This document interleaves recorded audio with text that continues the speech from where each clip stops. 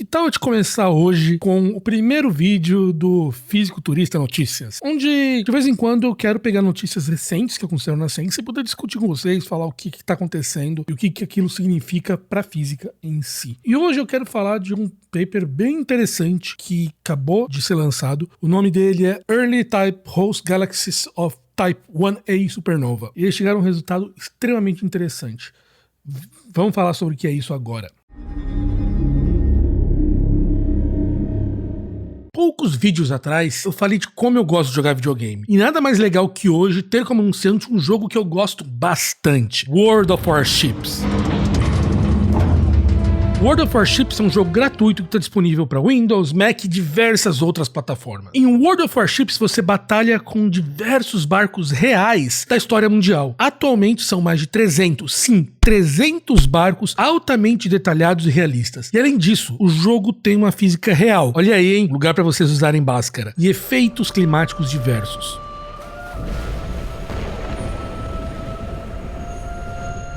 Aqui nos Estados Unidos eu trabalho com diversas pessoas que foram do exército, da marinha, da aeronáutica. E esse pessoal adora World of Warships. A gente já passou horas discutindo estratégias, como fazer o melhor ataque e tal, porque o pessoal realmente usa aquilo que eles aprenderam no exército e na marinha para poder montar as estratégias de ataque das embarcações. Então, para quem gosta de jogo de guerra que tenha muitas explosões, esse é o jogo certo. Você tem torpedos, metralhadoras antiaéreas, balas de penetração, cortina de fumaça no mar para esconder dos inimigos, e você pode destruir os motores dos barcos inimigos ou destruir a embarcação completa do seu inimigo, além do porta-aviões, que permite realizar ataques aéreos. E aí, ó, um pouco mais de física para poder atingir perfeitamente o barco a partir do ar. Quando vocês forem registrar no jogo, utilizem o link aqui que está na descrição e utilizem o código BattleStation 2020 e que vocês ganharão 250 dobrões, 3 dias da conta Premium, o barco USS Charleston e mais uma vaga no porto para aumentar a sua frota. Então faz o seguinte, faz o download lá do World of Warships no primeiro link da descrição e vamos pra guerra junto com os mais de 30 milhões de jogadores no mundo. Atualmente, a gente tem um modelo que explica como é que o nosso universo basicamente evoluiu, que é o que a gente chama do modelo do Big Bang. Então você consegue explicar o início do universo e a gente sabe como vai ser a evolução dele. Hoje em dia a gente sabe que na explicação atual do modelo cosmológico padrão, como a gente chama, você tem a gravidade, que ela é composta de duas partes diferentes. Você tem a gravidade causada pela matéria visível, que é essa matéria que está do nosso lado, que a gente vê, que a gente toca, que é a matéria que a gente detecta visualmente. E a matéria escura, que seria matéria que causa gravidade, mas a gente não consegue enxergar visualmente. Essa matéria escura, ela é muito maior em quantidade do que a matéria visível. Então a gente sabe já há muito tempo que existe muito mais matéria que a gente não consegue ver do que a quantidade de matéria que a gente consegue ver. E existem várias provas diferentes que mostram que isso acontece. Você consegue perceber por olhando como as galáxias giram, porque basicamente quando as galáxias estão girando, você consegue calcular, olhando quanto elas brilham, mais ou menos quanta massa ela vai ter, e você consegue ver que ela gira muito mais rápido do que aquela massa permitiria ter. Se ela girasse tão rápido, ela se espalharia. Mas como ela está girando e não está se espalhando, significa que tem mais massa mantendo toda aquela galáxia unida, e a gente não está vendo ela. Então você tem a parte, vamos falar assim, matéria escura e matéria visível, e você também tem um negócio que a gente chama da energia escura, que ela faz o efeito contrário da gravidade, ela força o universo a se expandir. E ela aparece muito pouco quando o universo era novo, e quanto mais velho o universo vai ficando, mais longe, mais comprido, mais ela vai aparecendo. E aí vem a coisa interessante. Como é que foram descobertas, basicamente, a matéria escura? Várias maneiras foram feitas. Uma delas foi a maneira comparando a matéria visual com a matéria gravitacional, da maneira que eu acabei de explicar. Mas o teste mais comum que foi feito é utilizando um negócio que se chama uma vela padrão. Uma vela padrão é uma estrela, um objeto estelar, que ele brilha mais ou menos sempre da mesma maneira. Então, se eu sei como aquele objeto brilha e eu consigo olhar qual que é o brilho que ele tem, eu consigo saber estimar qual que vai ser a distância daquele objeto. Então, se eu pego, por exemplo, uma lâmpada de 100 watts e eu coloco ela a uma distância, sabendo quanta luz eu estou recebendo, sabendo que ela é uma lâmpada de 100 watts, eu consigo mais ou menos estimar qual que é a distância daquela lâmpada. Isso é a mesma coisa com as estrelas. Existem estrelas que a gente sabe como é o brilho delas. Por exemplo, as estrelas Cefeida, que são estrelas que têm uma variação do brilho e dado a variação do brilho, a gente sabe qual que é a frequência que ela varia o brilho, e essa frequência determina qual que é o brilho dela. Então existe uma relação entre a frequência de vibração do brilho e o brilho máximo dela. Olhando isso, a gente consegue saber, ela está vibrando com tal frequência o brilho, então eu consigo calcular qual que seria a quantidade total de luz que ela emite, e com isso eu consigo calcular qual que é a distância, sabendo quanto estou recebendo e quanto total ela emitiu. Um tipo padrão de vela que sempre foi utilizado são as supernovas do tipo 1A.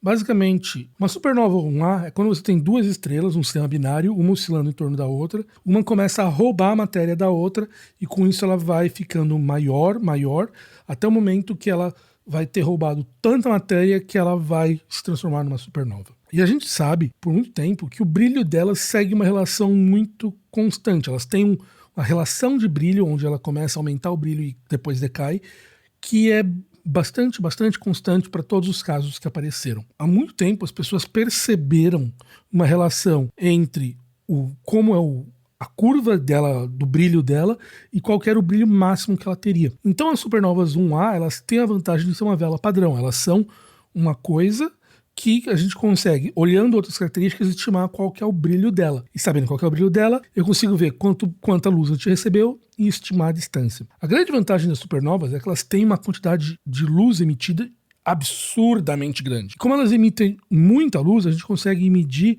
e observar supernovas que ocorrem em outras galáxias, muito longe, que não ocorrem com estrelas cefeidas. As estrelas cefeidas a gente consegue observar só as que estão muito próximas. Então as supernovas permitiram que a gente medisse com muita precisão a distância de galáxias que estão muito longe. E sabendo essa medição, eu consigo ali chegar e conseguir estimar essa distância. E ao perceber isso, a gente conseguiu perceber algumas características da expansão do universo. Quando a gente começou a observar as medidas do universo com essas estrelas, então a gente sabe que, pelo menos na etapa inicial, o universo ele deveria estar se expandindo, e como ele tem gravidade, ele vai diminuindo a velocidade. Olhando qual que vai ser essa diminuição da expansão do universo, a gente consegue estimar qual que é a quantidade de matéria que existe.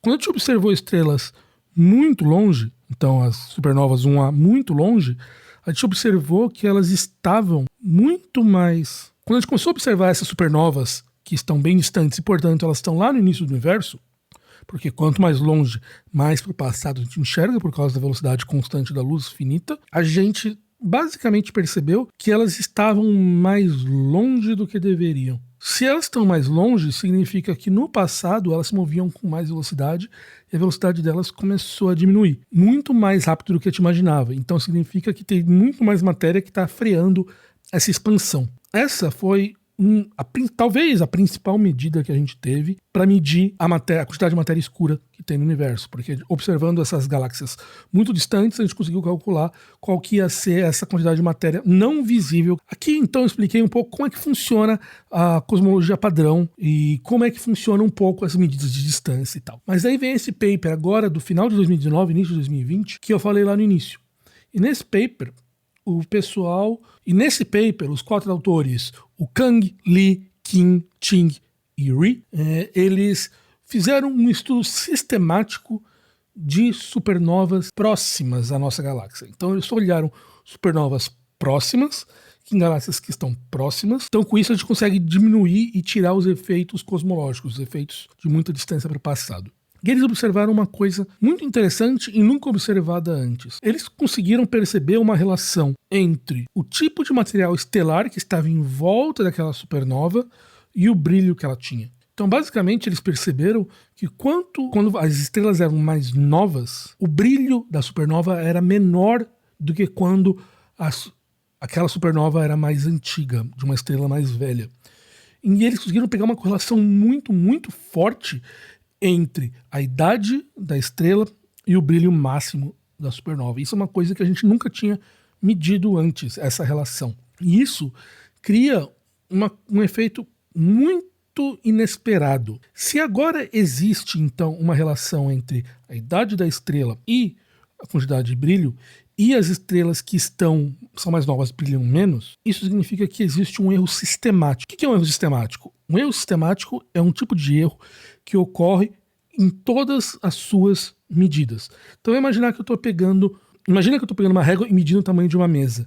Só que se a minha régua tiver mal calibrada, a régua for menor, as distâncias forem erradas, todas as medidas que eu fizer com aquela régua vão ser erradas e elas vão ter o mesmo tipo de erro. Elas vão estar todas, por exemplo, se aquela régua, os números forem menos espaçados, então uma régua de 20 centímetros, na verdade, parece que tem 30, então todos os objetos que eu medi vão parecer ser maiores do que eles são. Então é um erro que vai afetar todas as medidas feitas com aquele instrumento. Se as supernovas 1A dependem da idade da estrela, então no início do universo, todas as estrelas eram mais novas, porque o universo tinha pouco tempo. Então a gente vai estar detectando essas estrelas com menos brilho do que a gente achava que elas teriam.